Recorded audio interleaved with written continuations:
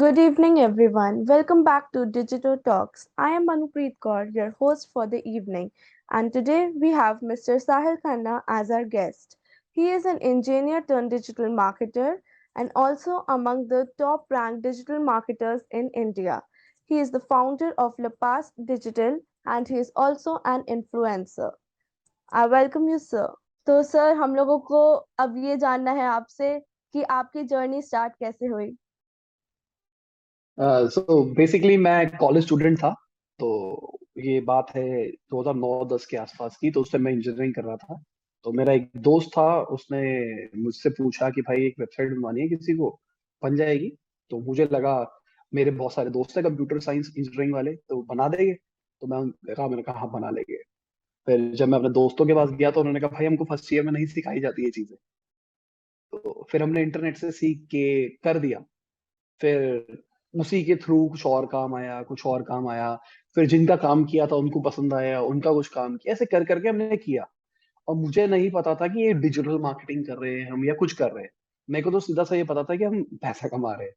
फिर मैंने उन लोगों को एक तरह से हायर कर लिया। और फाइनली मतलब मैं कहूंगा कि हमारी कंपनी एक तरह से फॉर्म हो गई। एमबीए कंप्लीट करते करते फिर समझ में आया कि ये भी एक अच्छा काम है। फिर मैंने जॉब्स करी, सब कुछ किया, इन बिटवीन कंपनी चल रही थी। तो पूरी जर्नी मेरे डिजिटल मार्केटिंग की इस तरीके से रही है। चलिए। और आपका एक यूट्यूब चैनल भी है इंटेलेक्चुअल इंडीज जिसमें मोर देन 1 मिलियन सब्सक्राइबर्स हैं आई बिलीव।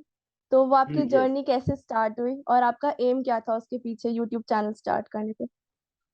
अगेन एक न्यू ईयर रेजोल्यूशन था मेरा। ये 1 जनवरी 2017 में मैंने शुरू किया था। 31 दिसंबर 2016 की रात को मैं रजाई में बैठ के अपने भाई के साथ आईफा अवार्ड्स देख रहा था। और मेरे सारे दोस्त एंजॉय कर रहे थे अपनी जिंदगी, मतलब पार्टी कर रहे हैं। और मैं बात कर रहा हूँ कि मैं उस टाइम बड़ा हो चुका हूँ। मैं कोई 17-18 साल का बच्चा नहीं हूँ जो घर पे बैठा हुआ है। तो मैं आराम से बैठा हुआ अपना वो देख रहे हैं, और मैंने कहा यार जिंदगी कुछ नहीं है यार, क्या कर रहा हूँ मैं। और मैं उस टाइम पे अच्छा अर्न कर रहा हूँ, मैं मार्केटिंग हेड था एक कंपनी के अंदर। और मतलब पास अच्छी खासी स्टेबल हो चुकी थी। जो हमारा केमिकल वाला काम था, मतलब मैंने केमिकल वाला काम भी शुरू किया इन बिटवीन, अलग से। हाँ। कि मैंने कहा अपने तरीके से इंपोर्ट एक्सपोर्ट करेंगे, तो वो यूगिन केमिकल शुरू किया। वो सब चल रहा था। और मैं रजाई में बैठ के आईफा देख रहा हूँ, और वो लोग मजे कर रहे हैं। तो मेरे को लगा, मैंने कहा यार कुछ चेंज करना है, अगले साल से कुछ अलग करेंगे, वो चीज करेंगे जिसमें मजा आता है। तो मेरा बहुत टाइम से मन था यूट्यूब शुरू करना, और शॉर्ट फिल्म्स टाइप का मन था। क्योंकि मैं मिरीटेक जैसी कंपनी में काम करता, जो रोडीज इंडियन आइडल जैसे शोज प्रोड्यूस करती थी। तो मैंने वो सब देखा था। तो हमेशा फैसिनेटिंग था कि भाई यूट्यूब करेंगे, पर कभी नहीं हो पा रहा था। तो रात को सोचा करते हैं, कल क्या कर सकते हैं। चलो, अभी मैंने बहुत सारी बुक्स पढ़ी है, और उस उन बिटवीन में बहुत ज्यादा सीखता था थ्रू आउट। मतलब ये प्रोसेस है मेरा अच्छा। कॉन्टिन्यूस लर्निंग का, कि मैं बहुत ज्यादा पढ़ता था। तो जब मैं मार्केटिंग हेड की पोजीशन में था, मेरे पास कोई था नहीं शेयर करने वाला कि किसको हम्म। शेयर किया जाए। तो वो एक लेवल की फ्रस्ट्रेशन वो भी इकट्ठी हो रखी थी। घर वालों को समझाऊं, पता है ग्लोबल इकोनॉमी कैसे चल रहा है, क्या पका रहा है, आपको पता है एक हम्म। नई चीज आई है, ओहो क्या मार्केटिंग स्ट्रेटेजी चल रही है।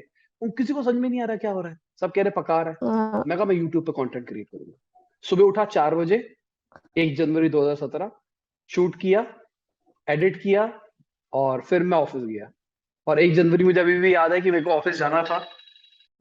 तो मुझे वो टाइम अभी भी याद है कि मुझे उस दिन ऑफिस जाना था। क्योंकि हम मार्केटिंग वाले हैं, तो मार्केटिंग में जनवरी के अंदर बहुत ज्यादा काम होता है। हम्म। मतलब 1 जनवरी को हमारा काम होता है, मतलब उस टाइम सेल आएगी। तो हम हमको हम्म। एक्टिवली कैंपेन्स देखने हैं, हमारी वो छुट्टी नहीं है। जिस टाइम लोगों की छुट्टी है उस टाइम हमारा काम है। हाँ। तो उस दिन हम एक्टिवली काम कर रहे थे, और मेरी वीडियो डल चुकी थी। और वो पूरा वीक मैंने कॉन्स्टेंटली, मतलब पूरा वीक नहीं, मतलब मैंने कुछ शायद 60-65 दिन कॉन्स्टेंटली रोज सुबह उठ के वीडियोस डाली है। रोज सुबह 4 बजे उठ हाँ। के एडिट करके, मेट्रो में जाता था मैं, मेट्रो में एडिट करता था, डालता था, और वीडियोस ऐसे चलती थी। और गोल उस टाइम पे अपनी फ्रस्ट्रेशन को हटाना था, कि मैं जो भी सीखूंगा मैं लोगों के साथ शेयर करूंगा, और ये मेरा एक तरह से हम्म। डॉक्यूमेंट भी हो जाएगा। क्योंकि एक ऐसा भी होता है कि अगर आप कुछ नया सीखते हो ना, तो कुछ टाइम के बाद आप वो भूलने लग जाते हो। तो हम्म। अगर मैंने कुछ नया सीखा और वो जाके एक तरह से एग्जाम में लिख दिया, वीडियो बना दी उसकी, तो मेरे पास भी वो नॉलेज डॉक्यूमेंट हो गई। प्लस मैंने किसी को बिल्कुल। सिखाया, तो मैं किसी को सिखा रहा हूँ तो एक लाइबिलिटी है, तो आप उसको ढंग से पढ़ोगे। बिल्कुल। तो ऐसा हुआ, फिर वो ट्रांजिशन होता होता लपास की तरफ थोड़ा स्विच होना शुरू हो गया कि अब हम वो कंटेंट क्रिएट करते हैं जो बिजनेस की हेल्प कर सके, जो करेंटली बिजनेस कर रहा है या करना चाहता है उसकी हेल्प कर सके। तो हमने अपने टारगेट ऑडियंस एकदम डिफाइन कर दिए। हमारी मार्केटिंग एजेंसी है, तो अल्टीमेटली आप हमारे को काम दोगे। अगर आप बिजनेस बिल्कुल। करना चाहते हो तो आपको हमारी हेल्प की जरूरत होगी। अगेन हमारी मार्केटिंग एजेंसी है और हमारी डेवलपमेंट एजेंसी भी है, तो हम आपका प्रोडक्ट एमवीपी बनाने में हेल्प करेंगे, स्ट्रेटजी के बारे में गाइड करेंगे और आपको मार्केटिंग करके बड़ा करेंगे। आपने साइकिल क्रिएट कर ली फिर एक, हाँ जैसे बिल्कुल। आप ऑलरेडी बोलते हैं, आपकी बाकी वीडियोस में एक फनल क्रिएट किया आपने हाँ बिजनेस बिल्कुल। करने वो का। फनल वो फनल बना है, मतलब मैं लॉजिकली कहूंगा कि स्टार्टिंग में जो 6-8 महीने थे मुझे खुद नहीं पता था मैं क्या कर रहा हूँ। 6 महीने हम्म। पहले, स्टार्टिंग के 6 महीने मुझे खुद नहीं पता था, मैं सिर्फ वीडियोस बनाता था। फिर जब समझ में आया ना ये बिजनेस क्या बन सकता है, उससे पहले मैं हम्म। यूट्यूब, मैं मतलब 5 महीने तक तो मैंने शायद मोनेटाइजेशन भी ऑन नहीं किया था। हम्म। मैंने कहा कोई मेरी वीडियो देखे, ऊपर से वो ऐड भी देखे। और ये वो टाइम है जिस टाइम पे मोनेटाइजेशन अनेबल करने के लिए कुछ रूल्स नहीं होते थे कि आपको इतने सब्सक्राइबर चाहिए, इतने वॉच आवर चाहिए। अनेबल किया तो पैसे आ जाते थे। तो, तो फिर मुझे पता लगा कि बहुत बड़ा नेटवर्क है यार ये। तो मैं एक सीरीज कर रहा हूँ जहाँ पे मैं फाउंडर्स के इंटरव्यू ले रहा हूँ। तो जब हमने शुरू किया ना तो मुझे उम्मीद थी कि व्यूज नहीं आएगी क्योंकि उसकी ऑडियंस नहीं है। आज भी सबको लगता है कि स्टार्टअप स्टार्टअप बढ़ रहा है, पर अभी उतना बड़ा नहीं हुआ है स्टार्टअप। पर हम्म। ये कंटेंट बन रहा है आने वाले 3 साल के लिए, मतलब 3 साल के बाद की ऑडियंस कहेगी क्या बन गया। और 3 साल के बाद अगर कोई बनाने की कोशिश भी करेगा ना, तो वो कहेगा भाई अगर मेरे को ये बनाना है तो पहले से फाउंडर अनफिल्टर बन चुका है, मैं क्यों हम्म। बनाऊं। तो अब मेरा गोल इज कि ऐसा कंटेंट क्रिएट करो कि जो रिप्लेस ही ना कर सके कोई, या अगर कोई रिप्लेस करने की कोशिश करे तो उसकी कॉस्ट वॉस्ट सब कुछ इतनी ज्यादा लगे कि उसके कतराए वो। आज मैं फाउंडर्स का अगर इंटरव्यू ले रहा हूं तो मैं कोशिश कर रहा हूँ उनका A to Z जितना भी एक्सट्रैक्ट कर सकता हूँ सारा एक्सट्रैक्ट कर लूं। अब एक बार मैंने एक्सट्रैक्ट कर लिया ना, अब कोई और वही सेम कॉपी बना सकता है, उससे बेटर नहीं बना सकता। हम्म। तो मैं यही कोशिश कर रहा हूँ, क्योंकि अभी जो मैं कर रहा हूँ वो कोई भी नहीं कर रहा, हमारे कॉम्पिटिशन नहीं है ढंग से। है तो अभी कोई बिल्कुल। मेरे को देखा देखी बाद में शुरू कर रहे हैं, तो वो जब करेंगे तब तक तो मैं बहुत ज्यादा स्केल हो चुका हूँ और हम्म। मैं लगभग इंडिया के टॉप सारे फाउंडर्स के ले चुका हूँ। तो अब कोई कहेगा यार ये तो पहले ही ले चुका है। सही बात है। और लोग हमारा वर्ड यूज करेंगे कि भाई मैं फाउंडर अनफिल्टर्ड जैसा कुछ बनाना चाहता हूँ। हम्म। अपने आप में भी ये अचीवमेंट हो जाएगी। बिल्कुल। तो मेरा ये मानना है कि इररिप्लेसेबल कंटेंट बनाओ और अपनी ऑडियंस डिफाइन रखो। मैंने स्टार्टिंग में गलती करी, मैंने क्या किया, मैंने हाथ पांव मारे बहुत सारे, ये भी करते हैं ये भी करते हैं। मैंने फेस रीडिंग की वीडियोस बनाई है, मैंने पता नहीं क्या क्या बनाया। ठीक है, संदीप महेश्वरी की कोई वीडियो देखी, मैंने कहा ओहो मैं खुश हूँ मैं खुश हूँ मैं खुश हूँ, वीडियो बना दी मैंने। अब मैं देखता हूँ, डिलीट नहीं मारी मैंने, वो अभी भी रखी हुई है, एक वो यादगिरी है कि देखो क्या क्या किया है मैंने।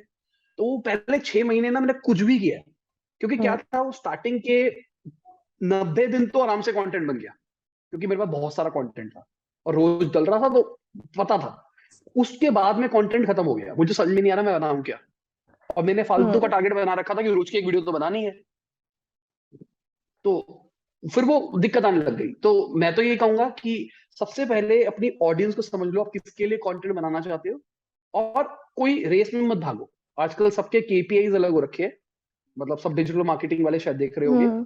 केपीआईज मतलब की परफॉर्मिंग इंडिकेटर। सबके सब सोचते हैं मेरे को सब्सक्राइबर्स चाहिए, मेरे को व्यूज चाहिए। नहीं, मेरे को 1000 लोग देखे पर मैं जिसके लिए कंटेंट बना रहा हूँ सिर्फ वही देखे तो मजा आ जाएगा। एक बंदा आया, मैं उससे मिला, उसका यूट्यूब चैनल है, उसको सिर्फ 1000 व्यूज आते हैं। ठीक है, उसके सब्सक्राइबर भी 5000 के आसपास है। और 1000 व्यूज टॉप वीडियोस पे आते हैं, 500 व्यूज एवरेज आते हैं। और वो उससे 2.5 लाख रुपए 3 लाख रुपए महीना कमा रहा है उसी चैनल से। टारगेट ऑडियंस डिफाइंड है उसकी। हाँ, तो उसने वो जो निश पकड़ी है वो एकदम अलग पकड़ी है, कोर पकड़ी है। उसकी ऑडियंस ही अगर इंडिया में देखा जाए तो 4-5 हजार से ऊपर है ही नहीं। अच्छा। और उसने उसमें से 1000 कांस्टेंट पकड़ लिए। कितना आसान हो गया काम करना। तो सबके सब लोग क्या सोच रहे हैं, सबके केपीएस बकले हुए हैं। सब सोचते हैं कि भाई हमको व्यूज चाहिए, सब्सक्राइबर्स चाहिए। नहीं, हमको ये नहीं चाहिए, हमको राइट ऑडियंस चाहिए। तो ये मैंने अपने एक्सपीरियंस से सीखा कर करके, कि मेरे को बाद में समझ में आया ये मेरे को व्यूज नहीं चाहिए, मेरे को एकदम राइट ऑडियंस चाहिए। तो आप डिजिटल मार्केटिंग की फील्ड में वैसे भी बहुत टाइम से हैं, तो एक बिगिनर के लिए 5 मोस्ट इम्पोर्टेंट स्किल्स कौन सी होंगी? सबसे पहला ऑडियंस को समझना। अगर आप डिजिटल मार्केटिंग में अपने ऑडियंस को समझना शुरू कर दिया तो मेरे हिसाब से सब कुछ कर पाओगे आप। दूसरा मैं कहूंगा, थोड़ा सा खुद का साइकोलॉजिकल इंटेंट होना, मतलब आपके अंदर कुछ दिमाग चलना चाहिए साइकोलॉजी की तरफ, कि अगर मैं रेट को ऊपर नीचे करूंगा तो क्या होगा, अगर मैं फोटो के अंदर कलर ऊपर नीचे करूंगा तो क्या होगा, ये ग्राफिक यहाँ आएगा तो क्या होगा, मैं टेक्स्ट में हरी लिखूंगा तो क्या होगा, नंबर्स लिखूंगा तो क्या है। तो मतलब वो हम्म। साइकोलॉजी कैसे काम करती है ना, उसके ऊपर अगर आपको इंटरेस्ट होगा तभी आप रिसर्च कर पाओगे और तभी आपको समझ में आएगी बहुत सारी चीजें। डिजिटल मार्केटिंग में जैसे कॉपी राइटिंग हो गया, आप क्रिएटिव्स बनाते हो, ये सारी की सारी चीजें ना एक बार को साइकोलॉजी के अराउंड ही रिवॉल्व है। तो ये चीज तभी हो पाएगी जब आपको साइकोलॉजी समझ में आनी शुरू हो जाएगी। ज्यादातर लोग सोचते हैं कि टूल आ गया तो डिजिटल मार्केटिंग आ गई। साइकोलॉजी बहुत बड़ी इंपॉर्टेंट चीज है। तीसरा मैं कहूंगा हम्म। मार्केटिंग भी समझ में आनी चाहिए। जो कोर मार्केटिंग प्रिंसिपल्स होते हैं ना, आपको वो समझ में आने जरूरी है। अगेन, अगर अच्छा डिजिटल मार्केटर बनना है तो पहले अच्छा मार्केटर बनो। डिजिटल मार्केटिंग तो सिर्फ आपको टूल्स देती है जिससे आप वो मार्केटिंग परफॉर्म कर सकते हो। पर जब तक आप अच्छे मार्केटर नहीं बनोगे तब तक आप अच्छे डिजिटल मार्केटर नहीं बनोगे। तो प्लीज टूल्स के पीछे मत भागो। आज फेसबुक का अगर आपको टूल चलाना आ गया तो आप फेसबुक एड एक्सपर्ट नहीं बन गए हो। उसके पीछे की हम्म। साइकोलॉजी क्या है, कल को उन्होंने इंटरफेस बंद कर दिया, अभी इंस्टाग्राम पे शॉपिंग आ गया, अब शॉपिंग हम्म। एड्स आ जाएगी, सब कुछ आ जाएगा, पूरा ट्रांसफॉर्म हो जाएगा। अब आपको तो टूल आता था, अब नया फीचर आ गया शॉपिंग का, क्या करोगे? प्रोडक्ट कैसे है बेचोगे ना? कोई? हाँ, फिर वो जब वो माइंडसेट क्रिएट हो जाएगा ना तो बहुत आसान हो जाएगा सब कुछ करना। ठीक है। थोड़ा सा एक मैं कहूंगा, ऑनेस्टी हो। ये मैं कह नहीं रहा कि होना चाहिए, पर मेरा हमेशा मानना है कि अगर कोई इंडिया में, मतलब अगर कोई मुझे फॉलो करता है, मुझसे मेरे से बिल्कुल भी रिलेट करता है, तो उसके अंदर ये चीज होनी चाहिए, ऑनेस्टी। हम्म। चोरी मत करो क्लाइंट्स के साथ। ठीक है। बहुत ज्यादा चल रहा है आजकल मार्केट के अंदर ये, कि लोग क्या कर रहे हैं, लोग चोरी कर रहे हैं। चोरी मतलब मैं ये नहीं कह रहा कि उनके पैसे लेके भाग रहे हैं, पर मैं कह रहा हूँ कि उनको कह रहे हैं कि फॉल्स कमिटमेंट दे रहे हैं। उनको कह रहे हैं कि मैं आपको ये कर दूंगा वो कर दूंगा, पर वो हो नहीं पाता है। ठीक है। तो ये मतलब मुझे लगता है ऑनेस्टी भी एक स्किल है, जो कि हम्म। थोड़ा सा बचपन से आता है। आपकी ग्रूमिंग कैसे हुई है, आप बड़े कैसे हो, वो सारे फैक्टर्स इसके अंदर आते हैं। अगर आप इसको डेवलप कर सकते हो तो गुड है, नहीं कर सकते तो कोशिश करो ऑनेस्ट रहने की। क्योंकि क्या होगा, अभी कम्युनिटी बहुत छोटी है डिजिटल मार्केटिंग की। अगर आपने अभी से गलत काम करना शुरू कर दिया तो शायद आप 6 महीने 1 साल का पैसा कमा लोगे, पर लॉन्ग टर्म नहीं कर पाओगे। तो अगर हम्म। आपको काम करना है तो जिंदगी भर काम करना है, ना कि वो छोटे से काम के लिए करना है। और पांचवा, experiment and measure. Digital marketing पूरी पूरी एक्सपेरिमेंटेशन के अराउंड ही है। हम्म। किसी भी चीज का एक परफेक्ट फॉर्मूला नहीं है कि मैंने ये किया। वो नहीं है, पावर ऑफ गर्ल बनाने का वाला सीन नहीं है। ये चीनी डाली, ये डाला और केमिकल एक्स डाला और बूम, पावर ऑफ गर्ल बन गई। तो एक बार को मैं कह सकता हूँ चीनी भी नहीं डालना है, पर वो जो स्पेशल फॉर्मूला ऊपर बाद में डल रहा है ना, वो सबके लिए अलग है। और वो आपको हम्म। एक्सपेरिमेंट करके पता लगेगा, ना कि किसी किसी ने आपको कह दिया देखो आप ये कर लो ये कर लो ये कर लो और ये आपकी डिजिटल मार्केटिंग डन होगी। एक्सपेरिमेंट माइंडसेट डेवलप करो, कि हर चीज में क्यों पूछो, कि ये हुआ तो क्यों हुआ।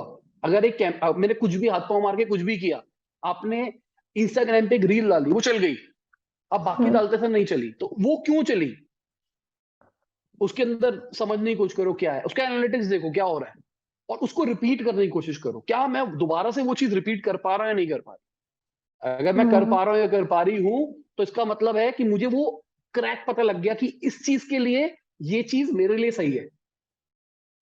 बिल्कुल। तो वो जो एक्सपेरिमेंट माइंडसेट है ना, वो होना चाहिए। और जैसे जैसे एक्सपीरियंस बढ़ेगा तो एक्सपेरिमेंटेशन कम होते चले जाएगी, क्योंकि बहुत सारी चीजों के आपको आंसर्स बाय डिफॉल्ट समझ में आने शुरू हो जाएगी। आपको पता होगा मेरे को कहाँ देखना है। पर एक अर्ली बंदे के लिए जितने ज्यादा एक्सपेरिमेंट्स करोगे उतना गिरोगे और उतना मजा आएगा। मजा ये है, आज के टाइम पे आपको इंस्टाग्राम, फेसबुक, यूट्यूब ये सब फ्री में मिल रहा है। फ्री में कंटेंट डाल सकते हो, डालो। हम्म। कौन रोक रहा है आपको? डाल के देखो क्या चल रहा है क्या नहीं चल रहा। सही बात। और इसके कोई सिखा नहीं रहा आपको, मतलब कोई भी कोर्स बेच रहा है या कोई भी आपको ट्रेनर बता रहा है, तो वो ट्रेनर कैसे बता रहा है? उनके फेसबुक से रिश्तेदारी थोड़ना है, चाचा का लड़का थोड़ना लगता है फेसबुक। वो तो क्या हो रहा है, वो एक्सपेरिमेंट कर रहा है और उसके हम्म, बाद उसको मेजर कर रहा है, फिर एक्सपेरिमेंट कर रहा है, मेजर कर रहा है, over the period of time इतना एक्सपीरियंस हो गया है कि उसको पता लग गया है ये चीज करने के लिए ऐसा ऐसा कर दो तो हो जाता है। सही है। तो अगर आपको वहां तक पहुंचना है तो बहुत सारे एक्सपेरिमेंटेशंस करने पड़ेंगे।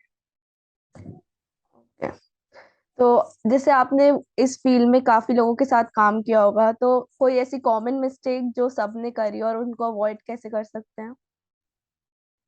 ऑडियंस, डिजिटल मार्केटिंग में सबसे बड़ा जो प्रॉब्लम है वो सबके साथ है।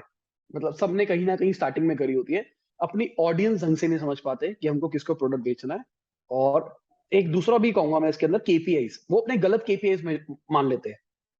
मतलब कई लोग सोचते हैं कि यार हमारे पास अगर कोई एक डी टू सी कंपनी का आया है, डी टू सी मतलब ई कॉमर्स साइट है किसी की खुद की, और वहां से वो प्रोडक्ट बेचना चाहता है, तो कोई डी टू सी वाला आया है तो उनका केपीआई है हमको रिवेन्यू क्रिएट करना है, जितना रेवेन्यू ओके। क्रिएट हो उतना अच्छा। पर असली में अगर हम हमारा केपीआई हो जाए इसको प्रॉफिटेबिलिटी की तरफ जाना है, या फिर अगर हम कहें हमको एवरेज ऑर्डर वैल्यू बढ़ानी है, कि अगर हमारे पास में एक यूजर आ रहा है, नॉर्मली पहले 200 रुपए का लेता था, अब वो 500 रुपए का ऑर्डर ले, कैसे हम वो 200 रुपए को 500 रुपए तक ले जा सकते हैं? हम्म। या हो सकता है एलटीवी, मतलब लाइफ टाइम वैल्यू, कि आपने आज एक कंपनी का प्रोडक्ट लिया, अगली बार भी आप फिर उसी कंपनी का ले रहे हो, फिर उसी का ले रहे हो, फिर उसी का ले रहे हो, फिर उसी का ले रहे हो। तो हम्म। एज अ मार्केटर हमारा काम क्या है? पहली बार प्रोडक्ट बेचना। एलटीवी तो प्रोडक्ट और बाकी बहुत सारी चीजें इसमें आ जाती है एलटीवी के अंदर। अगर आपने हम्म। कोई प्रोडक्ट लिया और प्रोडक्ट बहुत बेकार निकला, तो आप शायद उसको रिपीट नहीं करोगे। तो मार्केटर ने तो अच्छी एड चलाई, रेवेन्यू भी क्रिएट हो गया, पर उसकी वजह से ओवरऑल प्रॉफिटेबिलिटी नहीं बनी। क्यों नहीं बनी? क्योंकि प्रोडक्ट में दिक्कत थी। हम्म। तो मतलब ये भी दिक्कत होती है केपीआई सही नहीं सिलेक्ट करना, और ये भी मेरे को ऐसा लगता है कि एक्सपीरियंस से ही समझ में आता है। जब आपको एक इंडस्ट्री का एक्सपीरियंस हो जाता है, आपको पता लग जाता है कि ये केपीएस मेजर करने हैं, गलती कहाँ होगी। हमने करके देखा, रिजल्ट नहीं आया, तो हमको पता होगा गलती यहाँ यहाँ हो सकती है, चलो ये चेक करके देखते हैं, हाँ ठीक है ये रही गलती। पर उसके लिए एक्सपेरिमेंट्स कर करके एक्सपीरियंस गेन करना पड़ेगा। ओके। तो आप भी एक एंटरप्रेन्योर हैं और आपकी एक डिजिटल मार्केटिंग एजेंसी है लपास डिजिटल, तो आप उसके बारे में कुछ और हम्म। बताना चाहेंगे? हाँ, बहुत बढ़िया एजेंसी है हमारी डिजिटल मार्केटिंग की। अगर आप सब देख रहे हैं और आप सबको अगर काम वाम करना है तो हमसे कांटेक्ट कर सकते हो। अगर वेबसाइट वेबसाइट बनवानी है तो हमको कांटेक्ट कर सकते हो, एड वेड चलवानी है, कुछ भी आपके पास में कोई आइडिया है तो हम आपकी हेल्प कर सकते हैं उसको प्रोडक्ट बनाने के लिए और मार्केट करने के लिए। बहुत ओके। बढ़िया काम करते हैं। तो ठीक है। आप आपके हिसाब से एक बिजनेस को सक्सेसफुली रन कैसे कर सकते हैं? पिलर्स, मतलब मैं कहूंगा कुछ कुछ पिलर्स है बिजनेस को सक्सेसफुल रन करने के। सबसे पहले कोर टीम। ठीक है। सबसे पहली सबसे पहला नहीं कहूंगा, मतलब मैं ये अलग अलग है फैक्टर्स, इसमें पहला दूसरा कुछ नहीं है। Core team. कोर टीम मतलब जो आपके सिपाही है, जो सबसे पहले लेवल पे आपके बाद साथ काम करेंगे। पूरी कंपनी अगर आपको बड़ी बनानी है तो अकेले काम नहीं कर सकते आप, आपके साथ में बहुत सारे लोग काम करेंगे। तो हम्म। वो सारे के सारे जो लोग काम कर रहे हैं फर्स्ट लेवल के ऊपर, वो बहुत स्ट्रांग होने चाहिए। तो ओके। एक तो रीजन ये है, एक तरीका ये। दूसरा, बिजनेस मॉडल। मैं बिजनेस कर रहा हूं, अगर पैसा नहीं बन रहा है तो बिजनेस नहीं करना चाहिए। आजकल बहुत सारी कंपनियां हैं जो लिस्टेड भी हो गई और उनके बिजनेस मॉडल नहीं है, मतलब वो प्रॉफिटेबल नहीं है, तो हम्म। उनके बारे में कुछ नहीं बोलेंगे। पर मेरा पर्सनली एथिक्स ये कहते हैं कि अगर मेरा बिजनेस नहीं बन रहा है, मेरे को प्रॉफिट नहीं अर्न हो रहा है, तो मेरे को बिजनेस करने की कोई जरूरत नहीं है। तीसरा, मुझे ऐसा लगता है ये मेरा खुद का है, मतलब ये कोर नहीं है, ये सबके लिए नहीं है। अगर काम करने में मजा आ रहा है, हम्म। तो हमारी कंपनी की वैल्यूज के अंदर भी है कि एंजॉय योर जर्नी। अगर आप एक अपना काम कर रहे हो, आप हमारे साथ काम कर रहे हो, तो और आपको काम करने में मजा आ रहा है तभी काम करो। नहीं आ रहा तो आपके लिए शायद ये फील्ड नहीं है, छोड़ दो, हमको कोई फर्क नहीं पड़ता। आप भी हम्म। अपना टाइम वेस्ट कर रहे हो, अपना करियर खराब कर रहे हो। तो मतलब ये भी एक बहुत बड़ा पिलर है मुझे ऐसा लगता है। ऑफिस कल्चर भी कहूंगा मैं थोड़ा सा, कि अगर आपको बनाना है तो, कि ऑफिस के हम्म। अंदर कैसा कल्चर रहता है, कि सबके सब एक दूसरे की टांग खींच के गिराने के ऊपर लगे रहते हैं, या सब एक दूसरे को बैक करके आगे बढ़ाने के ऊपर लगे रहते हैं। हम्म। तो ये कुछ कोर पिलर्स है जिसके ऊपर अगर ध्यान दिया जाए तो अगे बहुत हाई चांसेस है कि आप सक्सेसफुल हो सकते ओके, तो हैं। जैसे कि आपके और भी इंटरेस्ट थे, सिंगिंग और travelling and like exploring different hmm food cuisines, तो आपने कभी अपने आप को हम्म लाइक फूड ब्लॉगर या ट्रैवल ब्लॉगर बनते हुए देखा? यार मैंने ट्राई किया, जनरली बताऊं, मैंने एक चैनल शुरू किया साहिल खन्ना के नाम से। वहां पे मैंने फूड व्लॉगिंग शुरू करी, और मैंने जब पहली वीडियो वहां पे डाली थी तो 40-50 हजार पे पहुंच गई थी पहली वीडियो। हम्म। और उसके बाद में जब मैंने दूसरी वीडियो डाली, पहली वीडियो और दूसरी वीडियो के अंदर शायद 3-4 महीने का गैप था। तो आज भी मेरे पास में अभी लास्ट वीडियो अगर आप शायद देखोगे, अभी हम शूट कर रहे हैं, शायद 3-4 महीने पहले डली है लास्ट वीडियो। और मेरे पास अभी भी किटी के अंदर कम से कम 5 से 6 वीडियोस पड़ी है जिसको मेरे को एडिट करके डालना है। ओके। तो मैंने ये चीज रियलाइज करी, मैं एक व्लॉगर नहीं हूँ। हम्म। मैंने ट्राई किया, नो डाउट मैंने ट्राई किया, पर मैं व्लॉगर नहीं हूँ। मुझे क्या लगता है कि मैं कैमरे में जब रिकॉर्ड करता हूँ ना, तो मैं उस मूवमेंट को खो देता हूँ। बचपन में जब हम दिशहरा देखने के लिए जाते थे, मेरे को हमेशा वही एग्जांपल याद आता है। जब हम दिशहरा देखने जाते थे, हम दिशहरे की वीडियो बनाते थे। हम्म। हमारा फोकस पूरा होता था वीडियो बनाने में, ना कि दिशहरा एंजॉय करने में। और हाँ। वो वीडियो फोन में पड़ी रहती थी, कभी देखते भी नहीं थे। हाँ। तो हमने उस पूरी मूवमेंट को खराब भी कर दिया और कुछ किया भी नहीं। तो वही मुझे लगा, रियलाइज हुआ कि मैं नहीं हूँ व्लॉगर। मैं नहीं निकाल सकता टाइम। सिंगिंग मैं एज अ प्रोफेशनल सिंगर तो कभी टाइम नहीं दे पाऊंगा, पर सिंगिंग मैं आज भी करता हूँ। ऑफिस में मैं गाता रहता हूँ, कहीं पे भी होता है गाता रहता हूँ। तो कौन रोक रहा है? हाँ, वो पर तो है। हाँ, क्योंकि उसमें कोई बहुत बड़ा प्रेशर नहीं है, आप कहीं पे भी गा सकते हो। हाँ। पर मैं एक म्यूजिक वीडियो बनाऊंगा, शायद हाँ शायद नहीं, क्योंकि शायद टाइम नहीं मिलेगा। ओके। क्या मैं कॉन्सर्ट्स करूंगा? कभी भी नहीं शायद। कभी तो नहीं कह सकता, कभी का कुछ नहीं कह सकते, पर हम्म। शायद नहीं। ओके, हाँ। तो एक लास्ट नोट जो भी आप ऑडियंस को देना चाहेंगे अपने मन से। रात को सोने से पहले ना अपने आप से एक क्वेश्चन पूछो, क्या जो मैं कर रहा हूँ वो सही कर रहा हूँ, और क्या आज मैंने अपना बेस्ट दिया? बस ये दो दो चीजें हैं ना, ये सोने नहीं देगी अगर आप ढंग से काम नहीं कर रहे होगे तो ये मेरा भी मोटो रहता है। मैं रात को आज भी रोज रात को सोचता हूँ कि सोने से पहले कि आज मैंने क्या अपना बेस्ट दिया, क्या मैं कुछ बेटर कर सकता था, और मैं एनालाइज करता हूँ। हमेशा ही होता है कि कभी भी बेस्ट नहीं होता, पर ज्यादातर मतलब मैं कहूंगा 99% यही होता है कि मैं बेस्ट नहीं परफॉर्म करता अपने दिन पे। फिर मैं उनसे लर्निंग लेता हूँ, फिर अगली बार मैं कोशिश करता हूँ कि वो जो लर्निंग्स है उसको अप्लाई करूँ।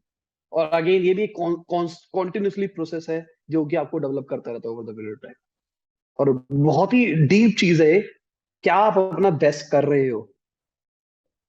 अगर नहीं तो क्यों कर रहे हो? या कैसे इम्प्रूव है ना? करोगे? हाँ मतलब अगर आप नहीं अपना बेस्ट दे रहे हो या नहीं दे रहे हो। मैं हम्म। ये नहीं कह रहा कि आप इंडस्ट्री में सबसे बेस्ट हो, मैंने ये नहीं बोला है। क्या उस दुनिया में आपसे उस अच्छा कोई नहीं है, मैंने ऐसा नहीं बोला है। मैंने ये बोला है कि जो आप अपना काम कर रहे हो, क्या आपने उसके लिए 100% दिया है? हम्म। क्या अगर आपने उस काम में 100% दिया है और नहीं भी हुआ, कोई दिक्कत नहीं है।